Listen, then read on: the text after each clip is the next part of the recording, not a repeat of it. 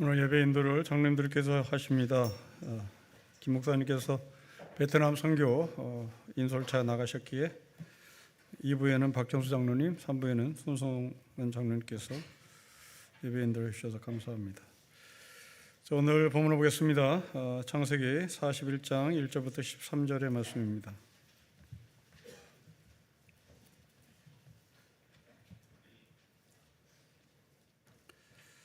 (41장) 1절부터 13절 말씀을 한 절씩 기도하겠습니다. 만 2년 후에 바로가 꿈을 꾼즉 자기가 나일 강가에 서 있는데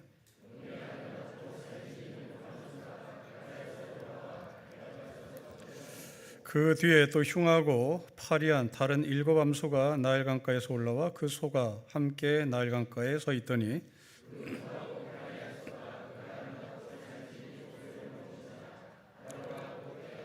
다시 잠이 들어 꿈을 꾸니 한 줄기에 무성하고 충실한 7 이삭이 나오고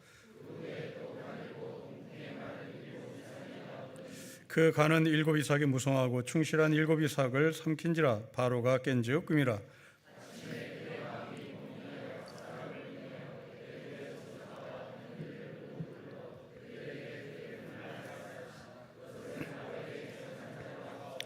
술 맡은 관원장이 바로에게 말하되 내가 오늘 내 죄를 기억하나이다.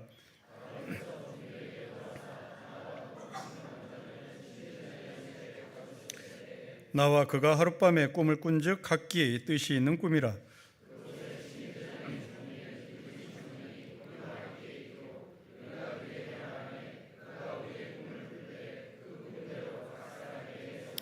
갖추겠습니다. 그 해석한 대로 되어 나는 복직되고 그는 매달렸나이다. 아멘. 자, 오늘 본문을 계기로 요셉은 바로 앞으로 나갑니다. 요셉은 히브리 청년이고 동시에 노예이고 죄수입니다. 애굽이라고 하는 나라를 통치하는 바로, 곧 이 말은 당시에 전 세계를 통치하는 나라였다는 얘기고, 오늘 우리 언어로 얘기하면 미국 같은 나라입니다. 그 미국 같은 나라를 통치하는 바로의 꿈을 해석하러 히브리 사람이, 애굽 사람이 아닌 히브리 사람이, 그것도 노예면서 죄수가 바로 앞으로 나갑니다. 이 바로 앞으로 나가는 요셉의 동선을 정리해 보십시다. 아버지 집에 살다가 요셉은 집을 나오고 미디안 상인에게 팔립니다. 그래서 이 미디안 상이란 이스라엘의 가장 가까운 나라, 지금은 요르단이라고 볼 수 있겠습니다. 그 요르단이라는 나라는 땅에 살고 있었던 당시의 무역상들을 말합니다. 지금의 요르단 땅에 살고 있는 무역상들이 요셉을 샀고 그 사람들은 다시 요셉을 애굽에 팔았습니다. 굉장히 먼 나라로 팔려간 거죠. 그곳에서 요셉은 어느 집에 노예로 들어갑니다. 그리고 그는 감옥에 들어갑니다. 인생의 곡선이 대단히 급하게 하향 곡선을 그리며 내려갑니다. 집에서 광야로, 미디안 상인으로, 애굽으로, 종으로, 노예로. 인생의 하향 곡선을 그리고는 있으나 놀랍게도 요셉은 소중한 사람들을 만납니다. 자기가 일생 동안 한 번도 만날 수 없는 사람을 만납니다. 보디발을 만납니다. 청와대 경호실장을 만난다는 얘기입니다. 그리고 술 맡은 관원장, 떡 맡은 관원장, 내각의 관료를 만난다는 얘기입니다. 종이, 노예가, 죄수가 장관급의 사람을 만납니다. 그리고 급기야 미국과 같은 거대한 땅을 통치하는 바로를 만납니다. 여러분, 우리는 좋은 환경에서 커야 하고, 그래야 좋은 사람을 만나고, 그래서 우리의 삶이 편해질 것이라 생각을 하죠. 그래서 이 좋은 환경이란 바로 강남을 말하겠죠. 상식입니다. 강남에 가면 우리가 만날 수 없는 사람을 만나는 건 상식이에요. 이건 산수입니다. 그렇게 하지 말라고 한들 여러분들이 들을 리 없고, 거기에 가야 뭐 정말 있겠어요? 라고 해봐야 그건 당신 생각이고, 현실은 만나니까요. 그래야 좋은 대학에 가고 좋은 직장에 가고 영향 있는 사람을 만나는 것은 사실입니다. 이건 상식입니다. 그러나 하나님의 세계는 상식 밖에도 있는 거예요. 세상은 상식 안에서 놀지만, 세상은 상식 안에서 논하기를 하지만, 하나님의 세상은 상식 밖에도 있는 겁니다. 그 상식 밖에 삶에 노출된 요셉이 자기가 일생 동안 만날 수 없는 사람을 만납니다.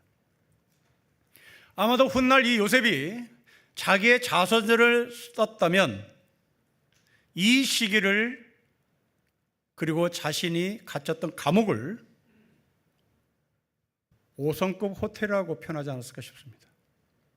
아니면 최고의 인생을 배운 대학교였다고 소개할지도 모르겠습니다. 우리나라 사람들은 교도소를 국립도서관, 국립대학교라고 표현하죠.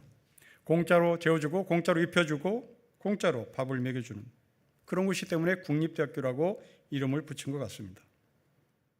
그러나 저는 또 다른 의미를 하나 첨가하고 싶은데, 국립대학교라고 말한 이유에는 이 교도소는 차별 없이 사람을 만나거든요. 밖에서 만날 수 없는 사람을 만납니다. 군대 같은 곳이죠. 군대에서 우리가 결코 만날 수 없는 사람을 만나기도 합니다. 교도소가 바로 그렇습니다. 거기에서 누군가는 일생일대의 삶을 뒤집히는 요셉과 같은 경우가 있겠죠. 제가 젊었을 때 안양교도소에 설교 목사로 드나든 적이 있습니다. 지금도 한 분이 기억나는데 장로님이셨습니다. 우리나라의 거대한 기업을 끌고 이 사회에 대단히 좋은 영향을 끼쳤던 사람인데, 당시 정치의 문제로 휘말려서 교도소에, 안양교도소에 수감이 됐었습니다. 이분이 수감 생활하면서 교도소 당국에 내방에 흉악범들을 보내달라고 부탁을 해요. 그러니까 워낙에 영향이 있는 사람이니까 이 사람의 말을 교도소 당국은 들어줘요. 그래서 이 장로님이 계시는 방에는 굉장히 흉악한 범죄를 저지른 사람들이 들어갑니다. 이 장로님은 거기서 인생 수업을 시켜요.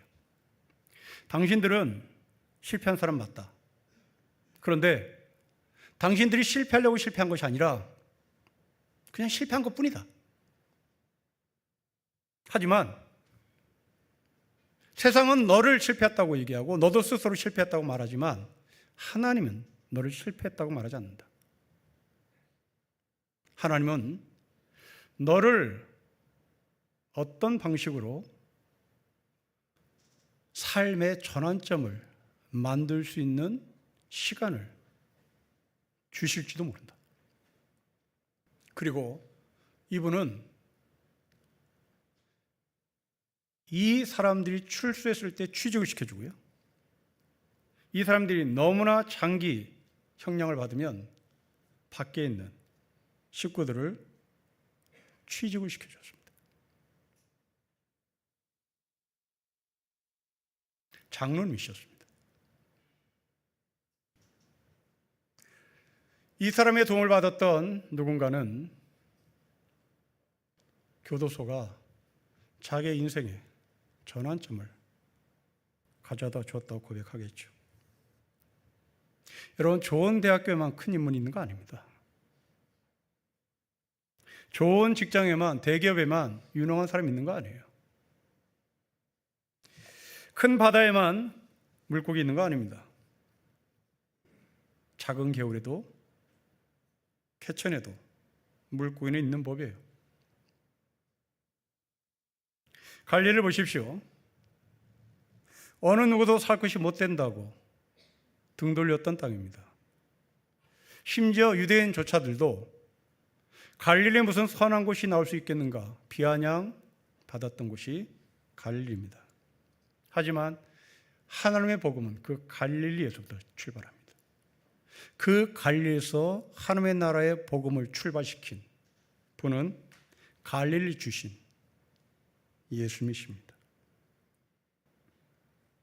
우리는 이 서울이 거대한 감옥이라고 지칭해도 별 무리가 없습니다. 아니, 감옥을 뛰어넘은 지옥 같은 곳이죠.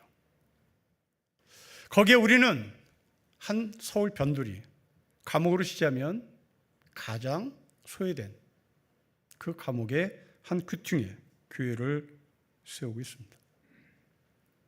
여기에 무슨 선한 곳이 나올 수 있을까? 말할 수 있겠습니다. 그러나 하나님께서 우리를 이 갈릴리 같은 곳에 교회 공동체를 세우신 이유는 뭘까?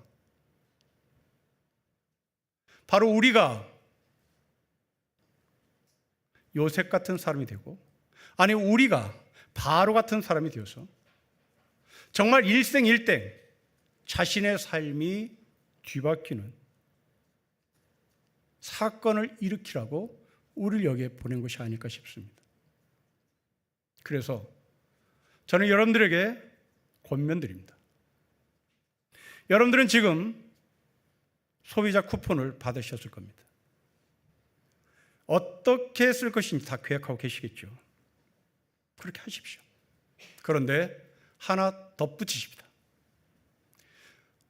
쿠폰을 받지 못한 사람이 있습니다. 외국인들입니다. 여러분들이 슈퍼에서, 편의점에서 물건을 살 때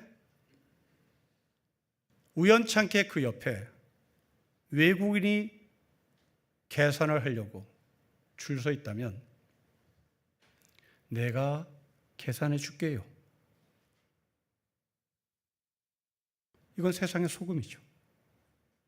이건 세상의 빛입니다.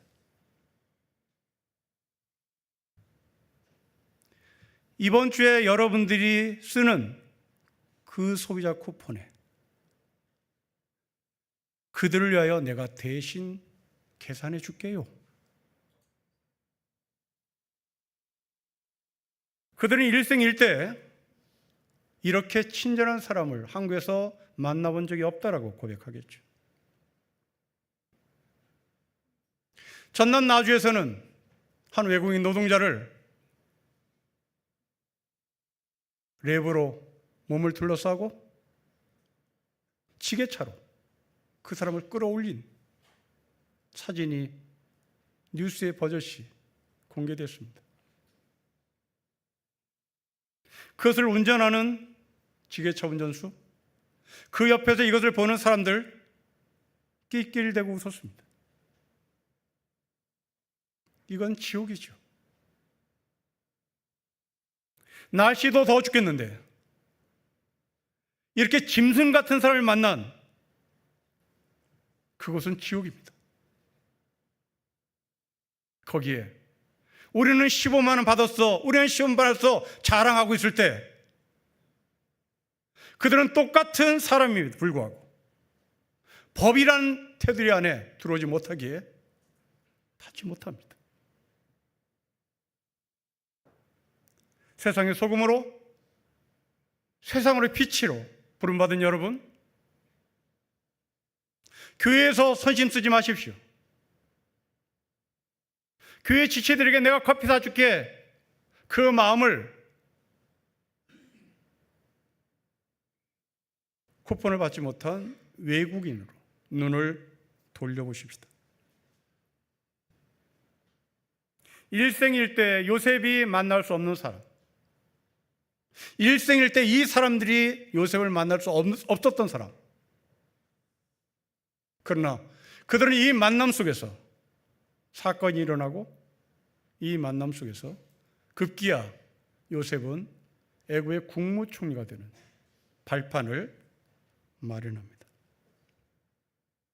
오늘 본문은 그 바로 앞에 나가는 시점을 이렇게 표현합니다. 여러분 1절을 보십시다. 우리 1절을 같이 읽겠습니다. 시작. 만 2년 후에 바로가 꿈을 꾼즉 자기가 나일 강가에 서 있습니다. 여러분 1절을 유심히 보셔야 합니다. 가볍게 읽어서는 안 됩니다. 그냥 2년이 아닙니다. about 2년이 아닙니다. 풀 2년입니다. 하루도 남음이 없는, 하루도 부족함이 없는 만 2년입니다. about가 아니라 풀입니다. 신학적인 의미를 담았습니다. 그냥 물리적인 시간을 말하는 것이 아닙니다. 신학적인 의미를 담고 싶었던, 신학적인 의미를 독자들에게 알려주고 싶었던 의도가 깔려 있습니다. 성경은 이런 시간을 가리켜 카이로스라고 말합니다. 정확한 때에, 대충 2년이 아니라 정확한 2년에 술 맡은 관원장이 요셉을 기억하지 못했던 시간이 정확하게 2년이 끝났을 때 요셉은 바로 앞으로 나갑니다. 세상은 물리적인 시간 속에 돌아가죠. 세상은 그것이 상식이라고 얘기합니다. 그러나 하나님의 사람들은 그 상식 밖의 시간이 있습니다. 그 시간이 카이로스입니다. 우리 믿음의 사람들은 이 카이로스의 시간을 다 경험합니다.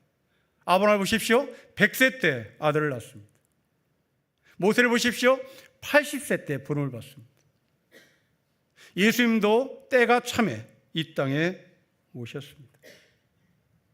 아마도 이 2년 동안 인간 요셉은 자신을 기억하지 못한 이 술 맡은 관원장에 대한 서러움, 섭섭함도 있었을 겁니다. 그런데 성경은 일부러 그런 섭섭함에 대한 요셉을 그리지 않습니다. 그걸 다 제외합니다. 그리고 정확하게 2년이 되었을 때 술 맡은 관원장이 요셉을 기억했고 술 맡은 관원장의 천고로 인해서 요셉이 바로 앞으로 나갑니다. 그렇습니다. 우리의 인생에는 물리적인 시간만 있는 것이 아니라 카이로스의 시간도 있는 것을 우리가 봐야 합니다. 우리 모두는 이 카이로스 시간을 정확하게 하나씩은 다 들고 있습니다. 나는 카이로스 시간이 없어요. 아닙니다. 모든 인류는 다 이 카이로스 시간을 누구나 하나쯤은 다 들고 있습니다. 바로 그때가 죽는 때입니다. 나는 언제 죽을지 모릅니다. 그러나 죽습니다. 이게 카이로스입니다. 내가 내년에 죽는다? 아닙니다. 정확하게 죽습니다. 물리적인 시간이 아닙니다. 하나님이 정하신 때입니다. 그 사이에 누구는 편하게, 누구는 서럽게, 복잡하게 살겠죠. 그 가운데 요셉은 서럽게 살았습니다. 요셉은 외면당했습니다. 우리도 이렇게 살 수 있습니다. 그러나 우리에게도 마 2년이 된, 우리에게도 카이로스의 시간 분명히 있습니다. 사람에게 너무 기대고 사람에게 너무나 기대치를 많이 가졌다면 아마도 요셉은 실망했을 겁니다. 그리고 그 실망 쌓이면 원망으로 변했겠죠. 그러나 거듭 말씀드린 요셉은 실망했다라는 말을 성경은 일부러 뺍니다. 믿음의 사람으로 설명하고 싶었기 때문입니다. 하나님이 나를 기억하신다. 하나님이 나를 잊지 않으신다. 그래서 나는 오늘도 견딜 수 있다. 아마도 그래서 바울은 성령의 9가지 열매 중에 기다림, 인내를 넣었던 것 같습니다. 그 인내는 무작정의 기다림이 아닙니다. 카이로스의 인내입니다. 한 선교사가 계셨습니다. 후원하던 교회에서 무슨 이유인지 모든 후원을 다 끊고 연락도 두절되었습니다. 당연히 실망했죠. 그러나 사역을 멈출 수 없었던 이 선교사는 선교 현장에서 열심히 성실히 사역을 감당했습니다. 몇 년 뒤 이 사람을 통해서 교회가 세워지고 그 지역이 복음의 중심지가 되었습니다. 한국에 후원하던 교회가 이 소식을 뒤늦게 들었습니다. 후원교회가 사과하고 미안하다고 사과를 했겠죠. 그때 선교사가 말했습니다. 사람의 박수는 사라지지만 하나님의 기억은 열매가 되어서 돌아옵디다. 사람은 기억하지 못하지만, 요셉을 기억하지 못하지만 하나님의 기억은 열매가 되어서 요셉을 총리의 자리에 앉히는 역사가 일어납니다. 하나님은 우리를 잊지 않습니다. 혹시 내가 하나님으로부터 잊혀졌다고 생각하시는 분이 계십니까? 하나님을 기억하시고 하나님의 그때를 우리에게 보여줄 것입니다. 이 카이로스 시간을 하나님은 지금 은혜 받을 때요, 지금 구원받을 때라고 얘기합니다. 여러분, 이 표현이 목사도 대단히 안타까운데, 왜냐하면 이것을 평면으로 읽기 때문에 그렇습니다. 지금은 구원받을 만한 때다. 지금 은혜 받을 만한 때다. 그냥 평면이에요. 제발 이 단어가 입체적으로 어떻게 표현됐으면 좋을까? 안절부절하고 전전긍긍하는 게 제 입장입니다. 여러분, 구원이 뭡니까? 구원이라는 이 평면의 단어를 입체의 언어로 바꿔보십시오. 삶이 뒤집어진 겁니다. 지진이 일어난 겁니다. 나의 삶의 혁명이 일어난 겁니다. 나의 사고 자체가 완전히 뒤바뀌는 겁니다. 이게 카이로스인 거예요. 그냥 구원받을 만한 때예요, 은혜 받을 만한 때예요, 이 평면의 언어가 아니라 사형장으로 끌려가던 사형장으로 끌려가던 내가 사면이 이루어졌다고 외치는 바로 그 소리에 이 사람이 반응하는 것이 바로 카이로스요, 구원인 겁니다. 요셉은 바로 그 인연을 경험합니다. 그 카이로스를 경험합니다. 바로를 만나게 해요. 하나님께서는 이 요셉을 감옥에서 술 맡은 관원장을 만나게 하신 거죠. 그 사이에 하나님은 바로에게 꿈을 주셨습니다. 문제는 이 꿈을 해석하는 사람이 없었다는 데 문제입니다. 여러분, 8절입니다. 우리 같이 읽겠습니다. 시작. 아침에 그의 마음이 번민하여 사람을 보내어 애굽의 점술가와 현인들을 모두 불러 그들에게 그의 꿈을 말했으나 그것을 바로에게 해석하는 자가 없습니다. 여러분, 누가 해석을 못합니까? 애굽의 점술가와 현자들입니다. 지식인들이에요. 엘리트들입니다. 신약 성경에도 이런 점술과 현자가 나옵니다. 그들은 동방의 박사들입니다. 예수님께서 태어나시자 페르시아에 있었던 동방의 박사들이 예수님을 만나러 별을 따라 내려오는데, 그 별을 따라 내렸다는 말은 이 사람들이 천문학자였다는 얘기입니다. 고대 시대의 천문학자들, 고대 시에 점치는 사람들, 엘리트들입니다. 지식인들입니다. 특별히 페르시아, 애국, 이들은 꿈을 대단히 중요하게 여겼습니다. 그리고 그 꿈을 해석하는 사람들이 고위 관료들이었습니다. 지금도 애굽에서 이 왕의 꿈을 해석해주는 꿈의 해설집이 전해져 내려오는데, 일명 책 제목이 꿈의 책이라는 얘기입니다. 이 꿈의 책이라는 제목을 달고 있는 문서 하나가 지금까지 전해지는데 기원전 13세기경의 문서입니다. 그러니까 지금으로 치면 3,400년 전의 문서입니다. 3,400년 전의 문서인 꿈의 책이라는 문서를 보면 약 200여 개의 꿈들을 좋은 꿈과 나쁜 꿈으로 나열해놨는데 왠지 모르게 이유는 뭔지 모르겠습니다. 왼쪽에는 좋은 꿈을, 그러니까 오른쪽에 좋은 꿈을 나열할 것 같은데 왼쪽에 좋은 꿈을, 오른쪽에 나쁜 꿈을 분류해놨습니다. 약 200여 개 이상의 꿈들을요. 근데 이 책이 여러분들 궁금하시면 영국의 런던 박물관에 가면 있습니다. 런던 박물관에 이걸 소장하고 있어요. 그렇다면 이 8절의 사람들은 이 책을 들고 있었다는 얘기입니다. 엘리트요, 지식인들입니다. 애국에서 높은 대접을 받는 사람들입니다. 그러면 그 꿈의 책이라고 하는 메뉴를 들고 해석을 해주면 되는 거잖아요. 근데 못했다는 거예요.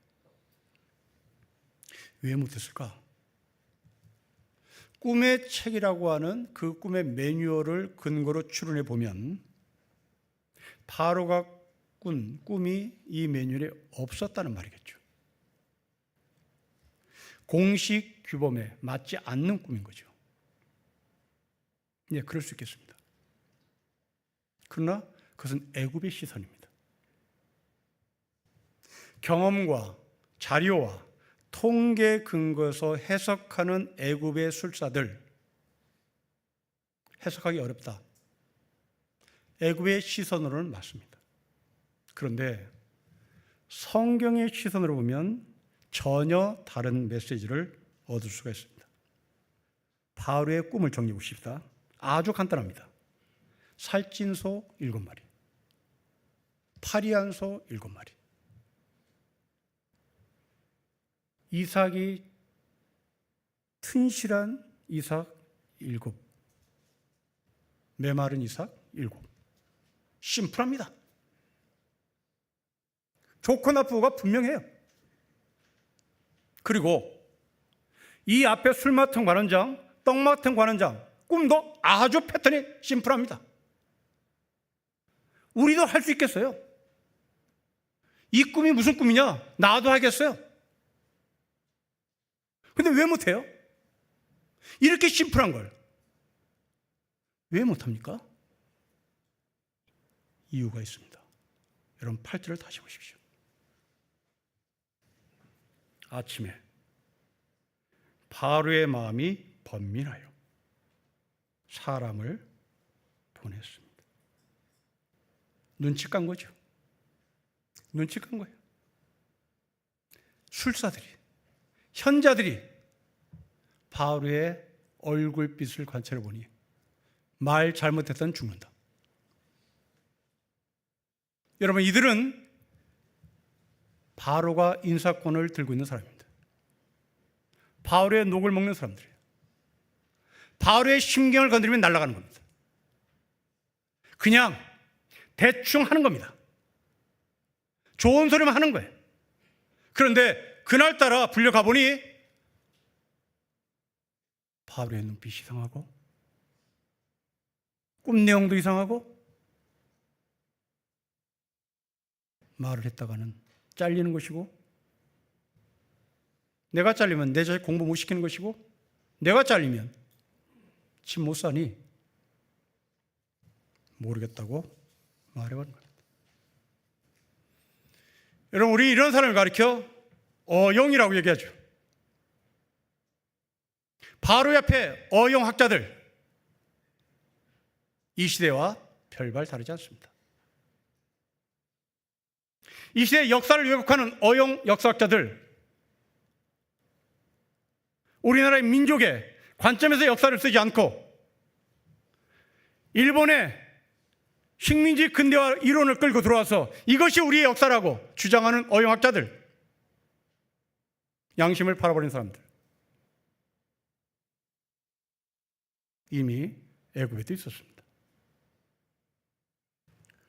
히틀러 시대에 히틀러의 통치를 정당화시키기 위하여 수많은 사람들이 동원됐는데 그 중에 목사와 신학자들도 동원됐습니다.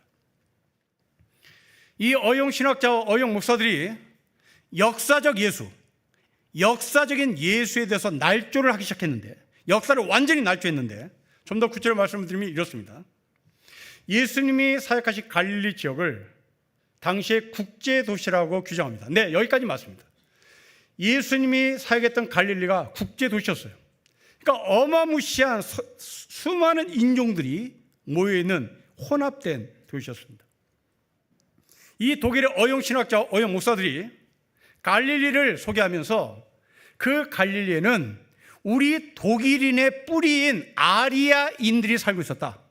아리안 족속들이 살고 있었다. 그런데 예수님이 아리안 족속이었다. 고로 이 아리안 족속 예수를 죽인 유대인들을 우리가 죽여야 한다. 이게 이들의 논리였어요. 여러분, 독일은 루터교, 기독교 국가입니다. 기독교 국가인 루터교를 신봉하고 있는 이 독일의 어용 신학자, 어용 목사들이 우리 아리아인이었던 예수를 죽인 유대인을 죽이는 것은 당연하다. 그 영구자금을 누구로부터 받았을까요? 당연히 히틀러입니다.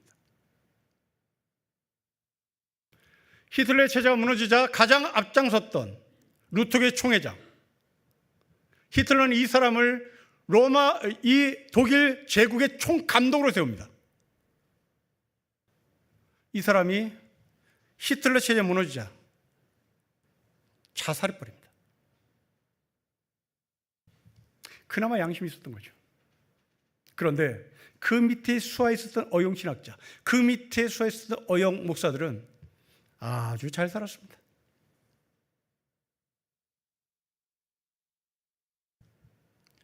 아브라함을 기억해 보십시오.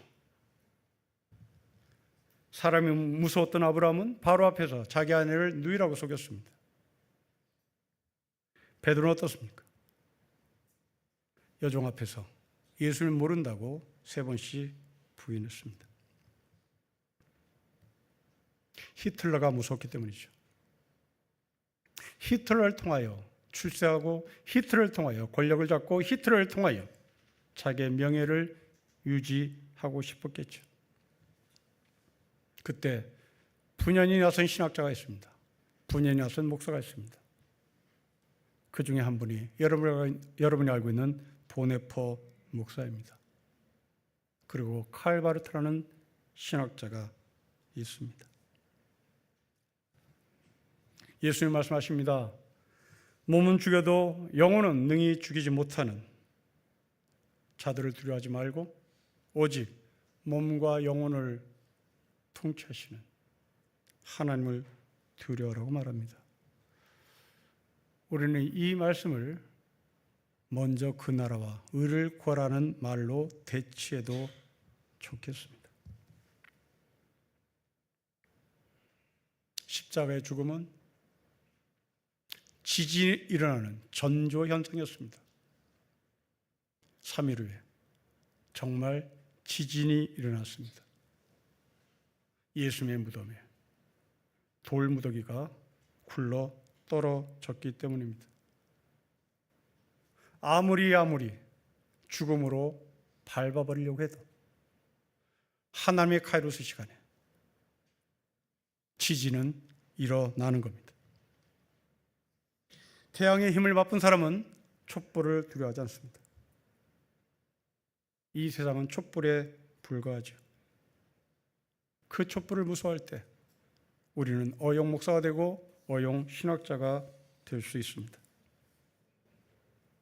이번 주 뉴스 가운데 극동방송 김장원 목사가 그리고 수목원교회 이영원 목사가 압수수색을 당했습니다. 이유는 해병대 사단장을 살리기 위하여 이들에게 로비를 했다는 추론입니다. 압수수색을 당한 본인은 내가 기도해달라고 해서 부탁해서 기도해 줬는데 자기는 기도한 것밖에 죄가 없는데 이런 자신을 압수수색했다면 이런 나라는 공산당보다 더 심한 나라다라고 일갈했습니다. 네, 맞습니다. 정말 그것이 사실이라면 공산당보다 더 나쁜 나라죠. 그 우리는 대통령 잘못 본 거죠.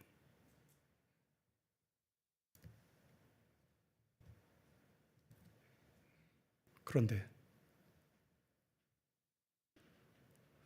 자신에게 기도 부탁하는 사람은 고이 장성입니다.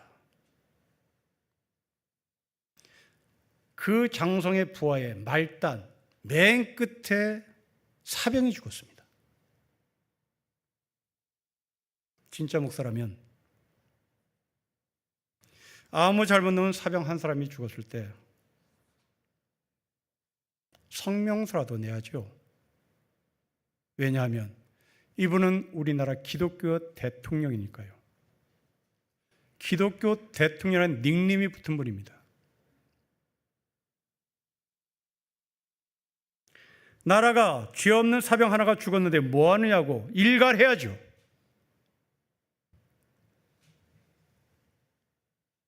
그러나 그분은 침묵했습니다. 대신 병사의 죽음에서 책임을 져야 할 사단장을 위하여는 기도를 했습니다. 거듭 말씀드리지만 목사가 기도하는 것을 부정하는 것이 아닙니다. 제가 말씀드리고 싶은 것은 권력자들이 부탁하는 기도는 하고 자식을 잃고 울부짖는 사람에게는 침묵하는 것은 목사 아니죠. 이건 어용이죠. 그 사람의 삶이 늘 권력자의 편에 붙어서 90이 넘었음에도 불구하고 극동방송 이사장의 직을 걸머쥐고 있습니다. 하나님의 축복이라고 말할 수 있을까요? 아니면 권력의 눈치를 보며 권력의 입맛에 맞는 어용이기에 루터교 총회장이 히틀러의 총감독이었던 것처럼 이분이 국가 조찬기도회 대통령을 모셔놓고 설교하는 목사로 살고 있는 이유 아닐까요? 성도 여러분, 누구의 눈치를 보며 살고 계십니까? 저는 여러분들이 월급을 줍니다. 때문에 저도 여러분들의 눈치를 보며 살 수밖에 없는 위험한 존재입니다.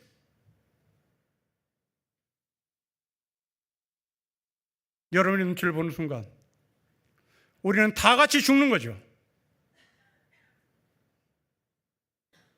전두환 정권 때, 유신 독재 때 어용 목사들이 이 나라를 망가뜨렸습니다. 그러나 그런데 힘없는 히브리 청년 요셉 같은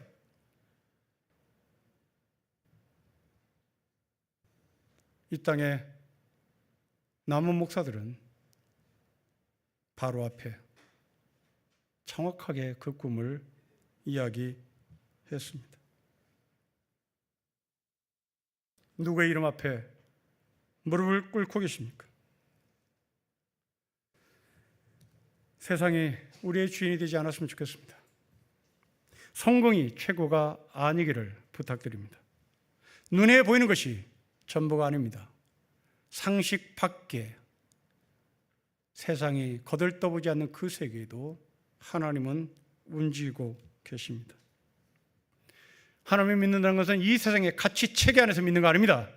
하나님을 믿는다는 것은 예수 안에서 하늘의 가치를 믿는 겁니다. 예수 안에서 하나님을 믿는다는 것은 예수님의 뒤를 따르는 것입니다. 그 예수님의 뒤는 역사 속에서 실천돼야 합니다. 그 역사 속에서 우리는 반드시 카이로스를 봐야 합니다. 모든 인간에게 반드시 약속된 죽음이라는 카이로스, 바로 그 자리에서 나는 천국을 갈 것인지 나는 지옥을 갈 것인지, 그 카이로스 시간에 우리의 삶이 나뉜다는 것을 기억하시기를 축복합니다. 기도하겠습니다. 아버지 하나님, 애굽의 술사들, 애굽의 현자들, 눈치 보는 사람들, 바로에게 무릎 꿇는 사람들, 바로의 돈을 기다리는 사람들, 거기에 맞서 요셉이 있습니다. 아버지, 우리가 정의를 모르는 것이 아니요 우리가 불의를 모르는 것이 아닙니다. 그러나 눈치를 보기에 못합니다. 예수 그리스도 안에서 예수님의 뒤를 따르는 예수님의 참된 제자로 살게 해주십시오. 예수님의 이름으로 기도합니다. 아멘.